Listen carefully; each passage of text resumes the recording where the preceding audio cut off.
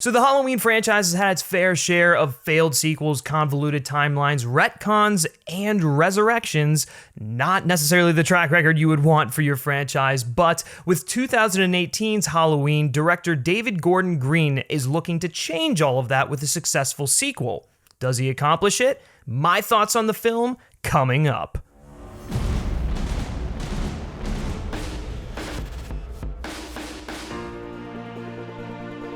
What is up, everyone, and welcome to Men vs. Movies. I'm Griffin, as always, and if this is your first time checking out one of our videos, consider subscribing to the channel, where we take on the best and worst of cinema on a weekly basis. 2018's Halloween is directed by David Gordon Green. It's also co-written by him and Danny McBride, which is just kind of mind-blowing to think about. Big ass titties! The film stars, of course, Jamie Lee Curtis returning to her iconic role, Judy Greer, and Andy Matichak. This Halloween sequel is a direct sequel to the original 1978 film. It takes place 40 years after Laurie Strode had the encounter with the Shape. Michael Myers is now in prison, and Laurie has been spending her time preparing for the inevitable return of Michael Myers. And in the process, she's become this hardened badass of a woman haunted by trauma, but her madness has unfortunately resulted in the estrangement of not only her daughter Karen, played by Judy Greer, but her granddaughter Allison, played by Andy Matichak. After a prison transfer of Michael Myers goes awry, the Strodes must come together in order to vanquish this Halloween nightmare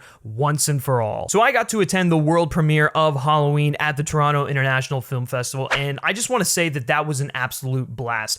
Being in the audience, being in that environment resulted in one of the best theater-going experiences I have ever been a part of. It also helped that Jamie Lee Curtis was awesome, hyping up the crowd, getting really into it. You could tell she was loving it, and the rest of the cast as well was having a phenomenal time. And I think that that's a testament to how enjoyable this movie is. This movie is an absolute blast in the theater. It's got genuine thrills and terror, great comedy, and brutal violence that is going to disturb you to no end. Seriously, I think that David Gordon Green needs to be commended for crafting such a superb Halloween sequel that is as merciless as its main killer. What I like most about Green's approach to this film is that he's able to draw from the master himself, John Carpenter, executing a relentless yet exciting ride to the finish. He'll go from showing you this absolutely gruesome and bloody death to not showing you the result of one of Michael's kills. And I love that restraint that Green brings to this film. I think it adds more suspense because sometimes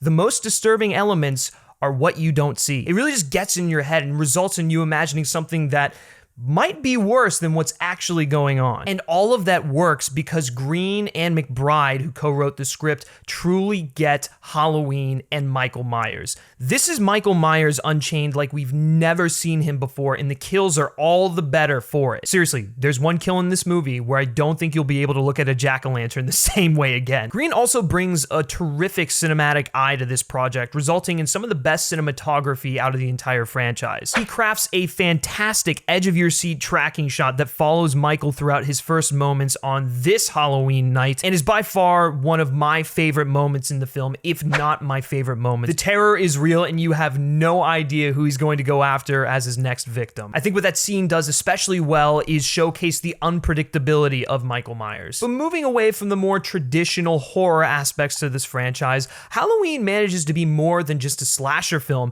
It smartly places the focus on trauma victims and the long-term effect an incident such as a deranged masked man almost butchering you and your friends would have on a person and their family. And that is precisely where we find Laurie Strode in this Halloween sequel. Jamie Lee Curtis exhibits her best portrayal of the character by far in finding the perfect balance between being this hardcore Ripley-esque lead and a fundamentally broken woman who's pushed her family away through her inability to move forward. Yeah, I know, unexpectedly powerful stuff for a Halloween movie. And as a result, I have to applaud screenwriters David Gordon Green and Danny McBride for crafting such a great script. script. The script in this film is a real highlight because it tells a simple story, but it's littered with all of these clever nods to the 1978 original film. And with someone like Danny McBride writing, you're definitely gonna get some great humor, but it's not overdone, it's just the right amount. One of the best comedic sequences in this entire film has to do with this kid